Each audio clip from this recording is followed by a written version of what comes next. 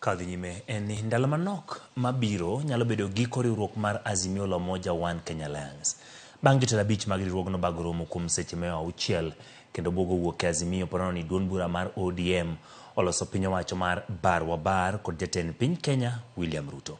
Romo kamano mane ochwe kom kod jatend duond bura mar Wiper Stephen Kalonzo Musyoka oseo duond bura mar ODM kuom chuno gi tiyo gi piny owacho. Kaka jafwambo marwa Chris Owino leronwa maling' yango ni jotelogo chano golo lendo mar wuok e riwruok mar Azimio thuolo moro amora e jumani ka ODM dhi nyime kendo donjo e piny owacho.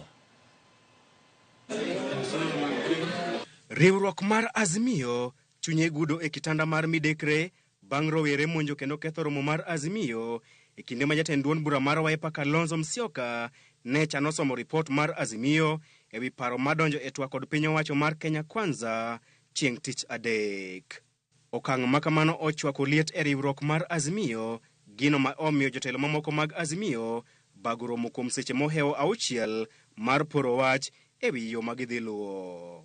Romo makamano ochwoye kom kod ogai mar Wiper Kalonzo Musyoka kendo ne oyuorie kod Eugene Wamalwa mar duond bura mar DAP-K, Martha Karua mar na Kenya, jagoro maduong' mar Jubilee Jeremiah Kioni, Profesa George Wajakoya kod Charity Ngilu mar NAK. Maling'ling' mar wayango ni jotelo go chano wuok e riwruok mar Azimio thuolo moro amora e jumani poni ogai mar ODM Raila Odinga oyie kod paro mar loso piny owacho mar bar wa bar kod jatend piny William Ruto.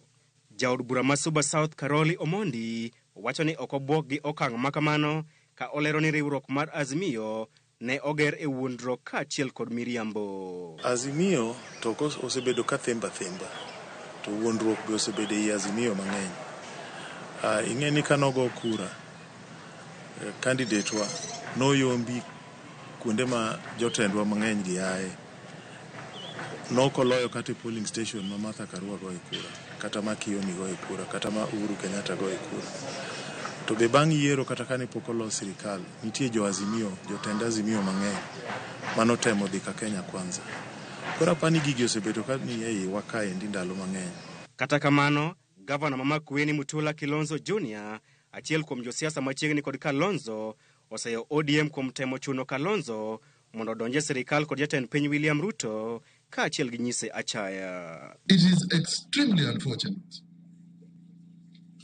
ODM must treat Kalonzo Musyoka with respect. Na si tafadhali. Hata ndoa watu akwani ni lazima. Kuna wewe. We will not accept disrespect from ODM. Sisi tumewapatia nafasi 3. Sasa mnatuonyesha madharau. Nyinyi mna mawe kwani sisi hatujui mambo mengine? Tuko na nyuki tunatumia nyuki. Karoli Omondi wacho ni jotelo mag Azimio ni thuolo mar kawo chung' ma gidwaro makmano ni onego giwere gi luoro kaachiel gi kwe ma ok lweny kaachiel kod achaya, paro ma isiro lwedo kod janon siasa Dr. Maxwell Miawa. Jomoko kaende ing'e ni be nyalo dhi adhiya timo gima gidwaro. Ji te ok onyiso ni ji te nyaka winjre. Kata ni nyaka lu line achiel. Bora nitie kwe. To ka Raila oneno ni wadhi mbele kaka ODM e line mokaoni, owewa wadhi.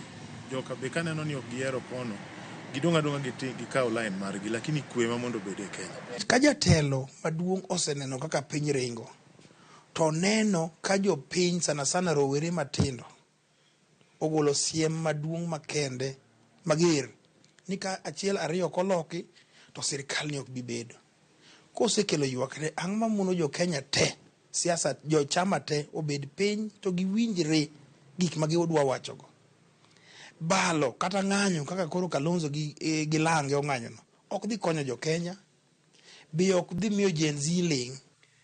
Pogruok e riwruok mar Azimio ne ochakore kinde ripot mar komiti mane tayo twak e kind Azimio kod Kenya Kwanza bang' Martha Karua kod Eugene Wamalwa kwedo ripot makamano kagiwacho ne okomiyo pek dwach jopiny kaka duoko piny pek mar ngima.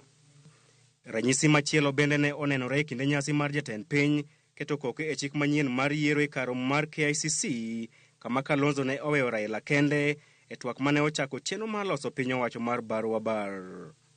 Jotelogo neno okang' mar ODM donjo e winjruok kod jatend piny William Ruto kaka tim mar andhoga, gino ma Dr. Maxwell Miawa to neno mopogore. Paro nitie jomoko manene kaka jawar madhi konyo jo Kenya, jomoko be nene kaka andhoga.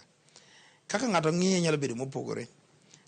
Andhoga nyalo bedo adier, nying mar andhoga nyalo wuok nikech koringo we jowetene, jogo mosekonye dhao, jombetrene manyiso osekonye dhao kuom ndalogi te, ok nyal nenore maber.